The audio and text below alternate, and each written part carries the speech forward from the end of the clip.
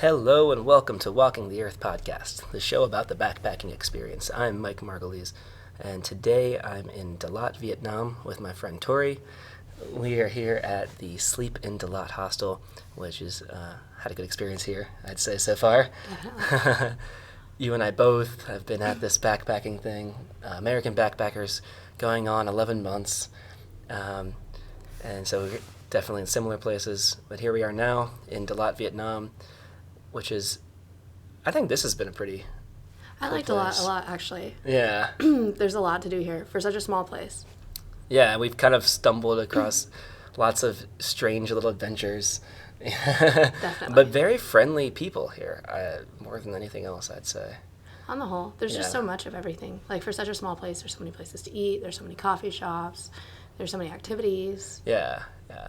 And it's nice and cool up here versus, everywhere else where you kind of, keep everyone sweaty and Yeah, that's wonderful, wearing you jeans get to and wear a jacket long, for once. Yeah, yeah.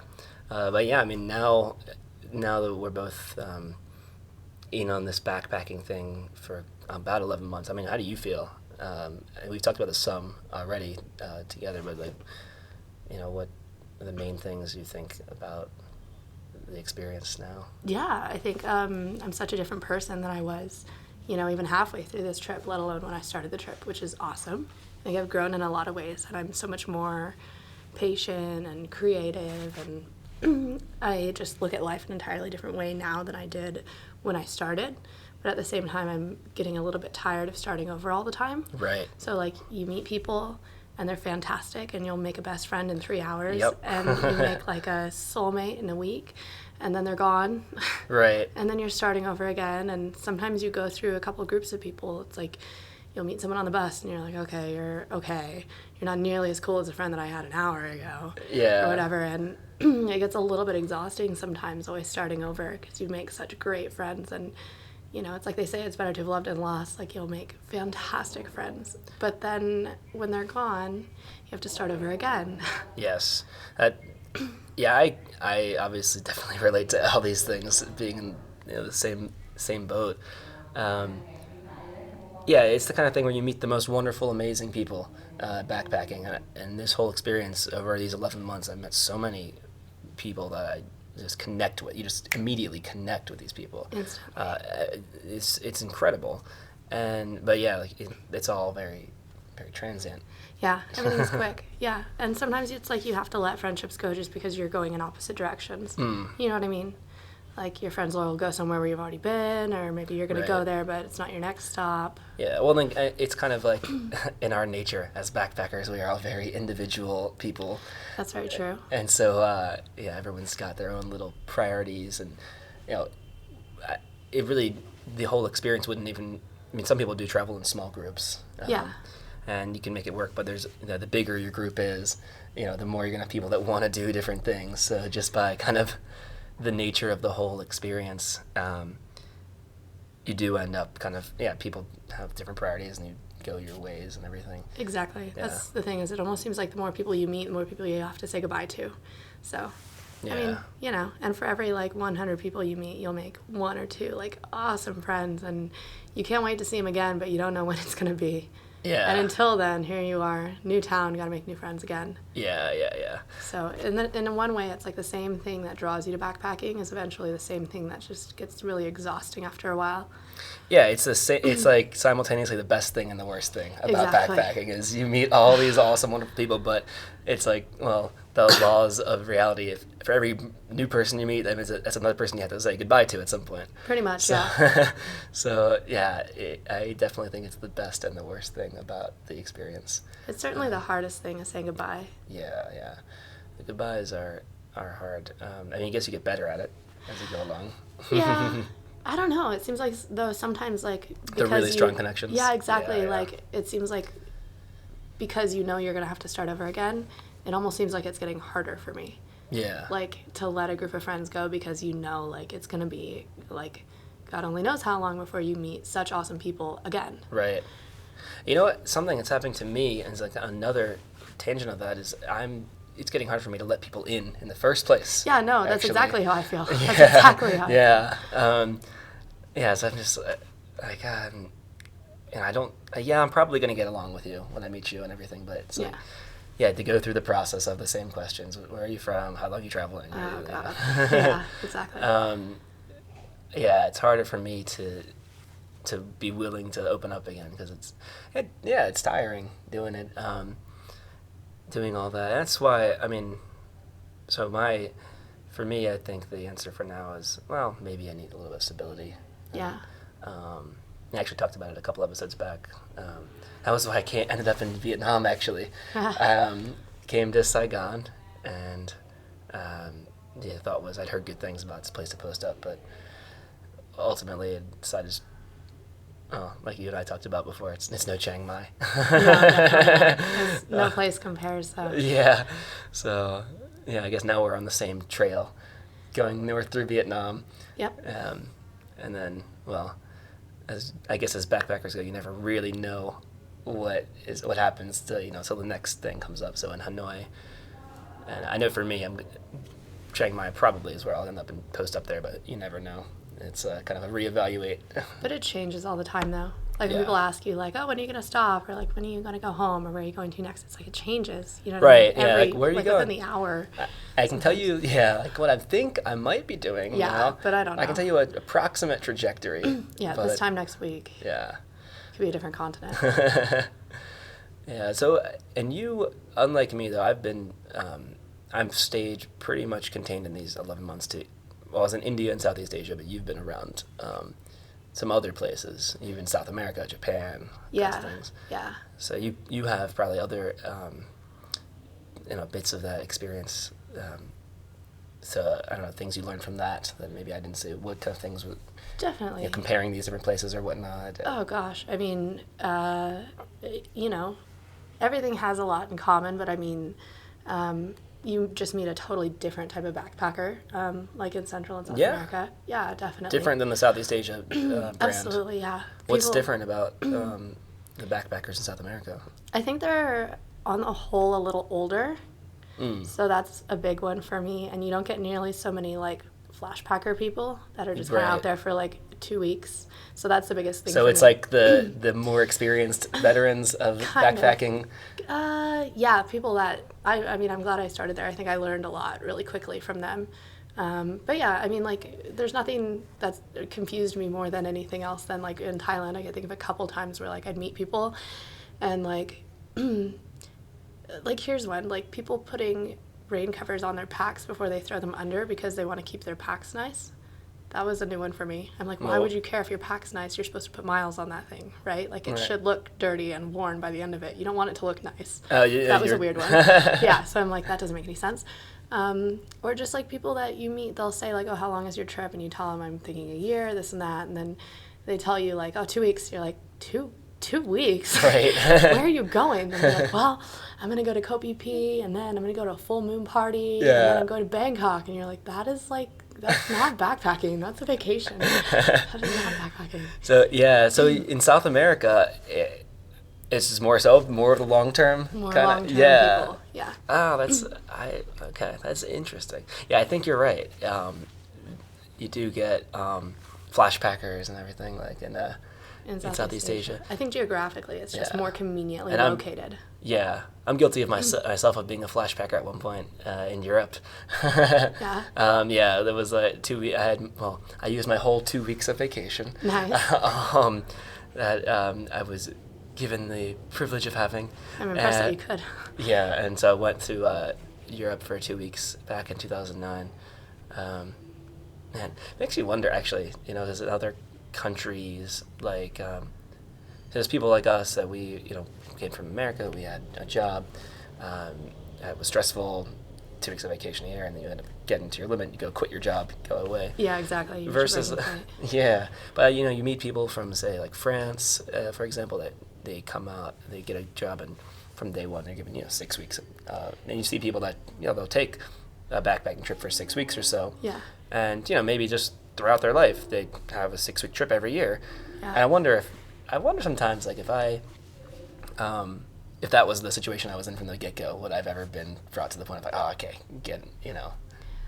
I mean, you'll never know unless you're put in that situation. Right. I don't see myself having been at the breaking point where I was like, Yeah. oh my God, this is not sustainable. I can't live like this. Yeah. And you look around at the people around you that are like 30 years ahead of you and you think to yourself, God, I Yeah. don't want to be that. Yeah, exactly. I really don't want that for myself. So what am I going to do? I don't know what else to do. I'm going to quit my job and see as much of the world as I can before I figure out where I am supposed to be and what I'm supposed to be doing. Yeah. No, exactly. And it's, yeah, I really do wonder sometimes. I'm kind of glad though, actually, that I got pushed to the edge. To the breaking point. Because if I hadn't been, then I wouldn't be having this experience right now. So hey, maybe it was a good thing. I should be thankful. Yeah, I suppose. I guess you know the other side of the coin, right?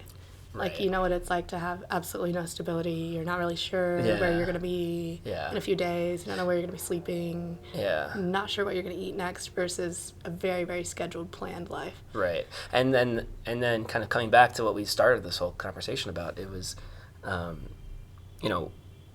that's not the final answer either, right? Because now after doing it for 11 months, Yeah. So I started off with the rejection of the corporate world and all that stuff, and say, okay, no, I need to go travel and be free, which was amazing, and it still is amazing and wonderful, and continues to be one of the most eye-opening things. Right. And then you come to this point where like, okay, well, I also can't just do this for 30 years. Maybe I will be kind of. I'll be traveling. For sure. I'm sure I'll be traveling. I think it's in my blood to be traveling probably most of my life, as long as I'm able to. But I think even the two extremes of complete tied downness and complete nothing tied downness. Yeah. There's some like balance maybe, which that's I guess that's what we're talking about now. The striking that of some stability, some stability, but also the freedom. And there's a balance and. Yeah, I mean, I met an awesome girl when I was in Myanmar, and I met up with her again in Bangkok. And she had like a dream job. She was American too, but she was working for a startup out of Singapore. Oh, cool. And so she was able to go pretty much anywhere she wanted in the world, and also continue working. So as long as she had Wi-Fi, she was good, which is pretty awesome. Location independent, yeah. So her plan was for a year, see as much as she can. Yeah. And she's reaching the end of her year too. Right. And then she wanted to have a place for each season. So 3 months at a time, be in one specific spot and have some idea, where the next place is. Yeah. That sounds pretty cool. Yeah, well, I think it comes in ebbs and flows. Like, there's phases of life where you want to be moving, right? And there's phases of life where you want more stability. Yeah. I think that's part of the thing. I like that idea also. My friend Ben, I think, talked about this in one of our previous episodes too, where he's saying he wanted to have, kind of like what your friend wants to do, have different bases. Have a few different home bases in different parts of the world, And so then you still have the freedom to go to, say, Bangkok and work out of Bangkok. Right. And then you can go around northern Thailand or, Right. You go to China, and when you can, get out to the rural parts. Yeah. You're not tied down, but you still have some structure. Yeah, I kind of like that. And so maybe for me, it would be like, I'll make Chiang Mai one of my bases. I can always go back to, set up something. So I guess it's like, what do you call this, semi-permanence? I suppose, yeah. Yeah. It's just something slightly more permanent than Right. the perpetual emotion. So you have relationships that are lasting more than just, a few days, few weeks at a time. You have people that you kind of, you have a group of friends. Yeah, exactly. That are consistent in the, in that place. I think I could see myself going towards that as well. What do you think for you? I have no idea, to be honest with you. The more I think about it, the less I know. I'm not entirely sure. I've been to definitely places where I could see myself living, like Colombia. I loved Colombia. I could definitely do Colombia. Yeah. But there's other, it's just so hard to say because I'm not really sure what it is that I want to be doing. Yeah. I know I'm really enjoying the heck out of this, and I like it a lot. The only Right. thing that I'm missing is the semi-permanence Right. of relationships where, and it didn't bother me for the longest time. Like, a bus ride by myself, no big deal. I got a great book. Right. And that's fine. But I think after a while, you just make so many friends, and you have to say goodbye to them so many times that you are craving something more permanent. But at the same time, I know that I'm not ready to stop moving. Right. So I'm not sure what Yeah, it is. it's a weird pull in Exactly. two directions. Yeah, so I'm very conflicted. I'm just hoping that like another awesome group of friends is gonna fall out of the sky. Like has been happening, like happened in Cambodia, like happened in Laos. I would love for more awesome people to just appear out of nowhere and happen to be going in the same direction and travel with them for a while. Yeah, it was, so you and I go in the same direction, so maybe we'll seed some kind of group. Definitely. And then, let's do it. Yeah, I'll have a clan move. What's cool, what's interesting about Vietnam is, I think it's very likely because Vietnam is an interesting place where it's shaped in a way that it's like this long, narrow country. Yeah. So everyone you meet is either, the backpackers side at least, they're either going north or they're going south. Right, and nobody is staying put. Yeah. So you either meet someone who's going cross stream from you or same direction. So it's I bet you as you and I are each going northwards, you're going to say, oh yeah, I knew you from Dalat or from Saigon or hopefully. It seems like most people I've met at this point are going south. Yeah It seems like it. I haven't really kept. I know there should be people going north though, I'd imagine also. Hopefully. Yeah. It's an interesting place though, and it's also just, I think, at least in the south, I found that all the locals are very, very friendly here. I would say, relative to the other neighboring countries in Southeast Asia, this might be the friendliest, like compared to say Thailand, Laos, Cambodia. Yeah, definitely. I'm trying to remember. Yeah, definitely more so than Laos. Like yesterday, we were like just walking back from, I don't know, walking around the city for a while, and they remember the guys that lived like next door to this hostel. They just called us in, and next thing you know, we're just taking shots of their rice wine with them. They just keep pouring us drinks. And soup. And they kept giving us soup. And I used like the small amount of Vietnamese that I could. There's soup and. It was great. And Those guys were a riot. Yeah. They were just so friendly. Like sometimes when life gives you situations like that, when just some random group of drunken guys sitting on the floor around a pot of soup just wave you in, you don't say no. I couldn't believe. Yeah, I'm glad you kind of said, hey, let's go do this. I was about to just go back to the hostel, and I was like, oh, you know what? No, let's go hang out with these guys. Yeah. That was a lot of fun. But I feel like throughout my time in Vietnam so far, I've just had a series of great experiences where all the locals have been very just interested, versus I felt there was more, say in Laos, for example, in particular, I just felt there was more like a distance. You're like a foreigner or a local. There seemed to be a bigger divide, and here it's like, well, everyone's kind of doing more of the same things. Yeah. Sort of, they're more inclusive here. I feel like that. Say. Yeah. I felt like in Laos and Cambodia, the vast majority of people, not everyone, but a lot of people were just kind of like very eager to let you go about your day. They would never ever like stop you and say hi or anything. Right. Yeah. Whereas here it's like, hey, come sit with me. Yeah, exactly. Take some shots. Yeah, like it just feels very warm, and I don't know if is it just South Vietnam that's friendly towards, say, Americans. Yeah. And I don't know yet. I haven't seen it for myself. Maybe in North Vietnam, it'll be a different experience. Well, we're going to have to find out. We'll find out, and then maybe, it'll be a very different experience than as soon as you say, I'm American, then maybe it's, not as friendly. No. I don't know. We will find out. But I think so far, though, I really do fancy this country, actually. Yeah, I don't know. I need to see more of it, I think. Well, okay, so Saigon is a city itself. I know, and you've had a rough experience in Saigon. Yeah, I don't have a cell phone anymore. Yeah, well, you just bought a new one today. I just bought a new one. It's not mine yet, though.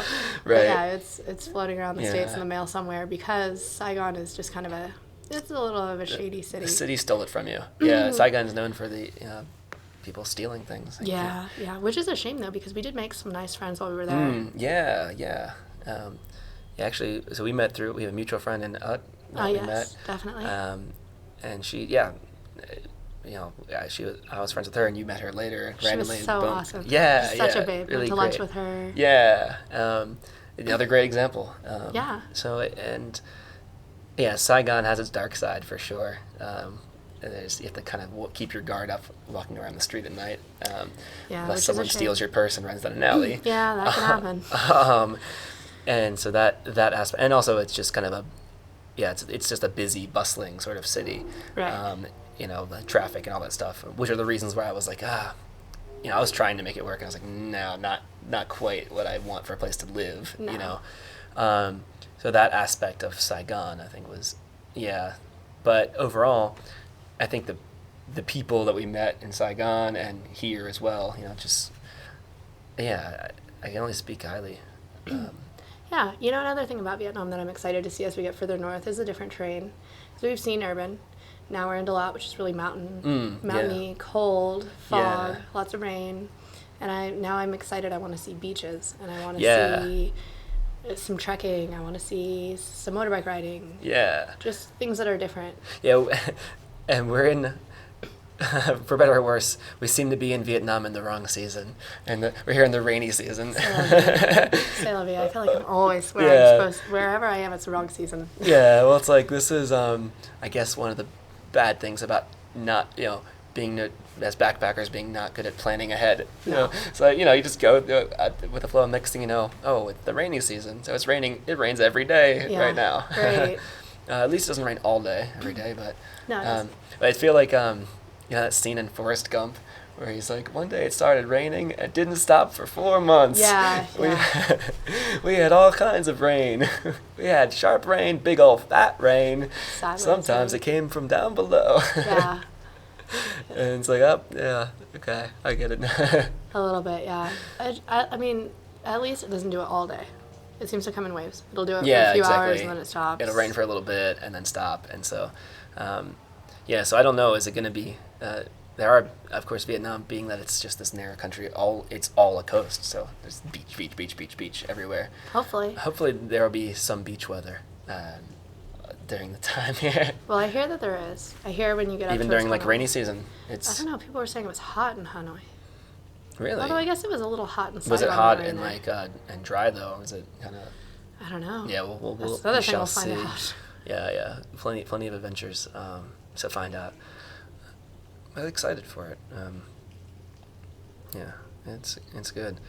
And then I guess in Vietnam, since it's a south to north thing, you ultimately make your way. For us, starting in Saigon, you make your way towards Hanoi, and then I guess that's the decision point for the south to north Vietnamese backpacker. You get to Hanoi, and then it's okay. Then what? Now what am I doing? Am I going to go by land to the next country over? Am I going to fly somewhere from this hub? And then I guess we both have vague ideas of things next.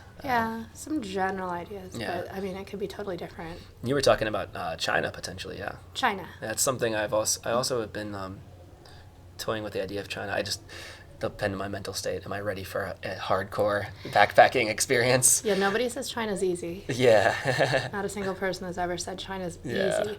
But I think it's worth doing. You see so many gorgeous pictures of the countryside. So there's that. I mean, everyone I've talked to who has been to China, both on and off this show, actually, it's had good things. There's challenges for sure. Language barrier being one, but from what I've heard, people are friendly and nice and help you. And it's always been positive feedback about China. Sometimes I think the harder places that you go to kind of build your character a little bit more. As cheesy as that is, like some of the worst experiences I've had, it's like, now that I know I've been through that, I'm like, oh. Like getting your purse stolen. I could do 55 hours on a bus, that's fine. Right. I could do 38 hours in airports, that's fine too. Yeah. Or going to the border and not knowing what you're going to find on the other side. Yeah. I mean, all kinds of stuff. I would agree with that. And China's definitely an experience that I want to have as well.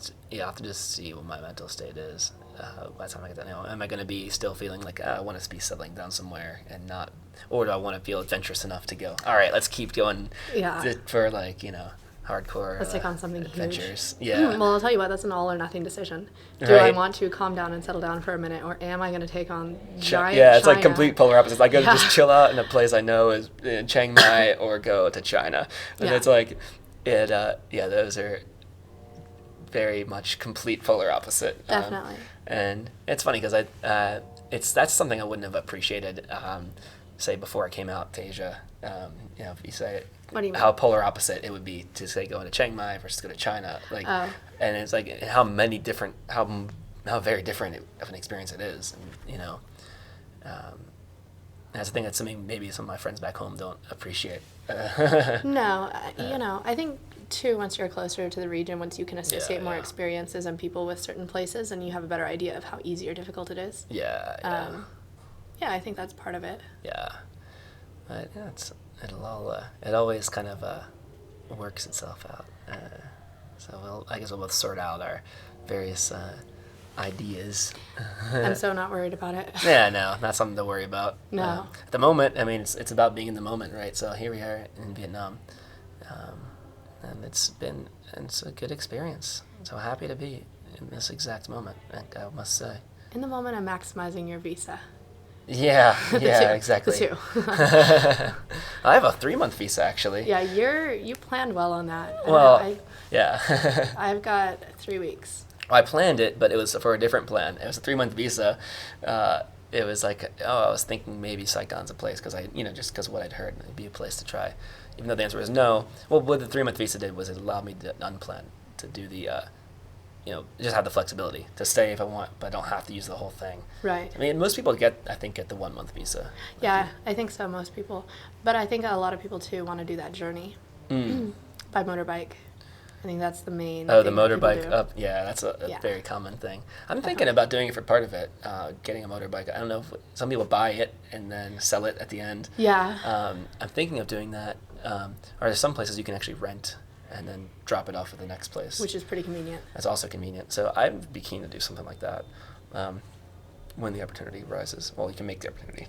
That's the thing. I suppose. Yeah, definitely. I mean, it all depends on timing and cost and a little bit on weather as well.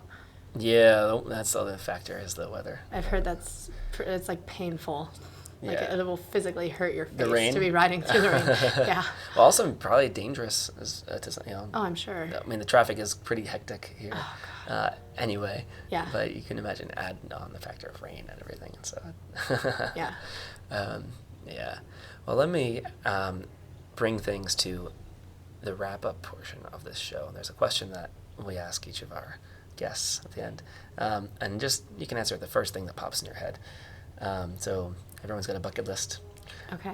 And in your life, what is any one thing that you'd like to do before you die? Oh, gosh. Well, I know we've talked about this, but I can only pick one. Pick multiple. Go Okay. ahead. Okay, I really want to do like the safari thing in Africa. All I right, love to sweet. do that. I want to see all the wildlife there. Yeah. And the other thing that I mentioned, I think we've talked about this before, but I'd really like to just pack all kinds of stuff and then show up at the airport and take the next flight leaving. Yes. That I can get onto. Yes. Yeah, like regardless of cost, just like show Like up. in and Yes be Man. Exactly. This could be Paris or this could be Yeah. Madagascar. Yeah. It could be anywhere. I don't know. But Show up to let's the go. airport. Yeah. Yeah, I want to do that also. Ever since I saw that movie, I thought I want to do that one day. Just show up to the airport and then, take the next cheap flight. The next cheap flight. Backpacker style. Yeah, exactly. So maybe we'll do that in Hanoi if we're both feeling up to it. Maybe. Possible. So we'll be maybe people now. We're so. I guess as backpackers, their factor is so non-committal. Exactly. That's exactly it. But keep it in the back pocket. I think that is something I definitely want to do in my life as well. Yeah. That one's on my list. Good. Okay, so we got that in common. Yeah, definitely. Awesome. Well, any other parting thoughts about backpacking, Vietnam, or anything in the universe? Don't pack as much as you think you need to. That's good advice. That's the biggest one. Actually, the other dream I have is like just doing a backpacking trip one day where I have basically just my passport. Just have a passport and nothing. Show up and take a plane, and then when I land, Get what you need. Yeah, get a bag, get clothes, just get everything else I need upon landing. It's entirely possible. You could do it. And you can do it, yeah. It's, the mistake is bringing too much. It's definitely good advice. Yeah. Awesome. Well, thank you so much for coming on. Thanks for having me. Yeah, and thank you everybody out there for listening to this episode of Walking the Earth podcast. I'm Mike Margulies, along with my friend, guest today, Tori, and we are signing off for now from Dalat, Vietnam. We will catch you next time.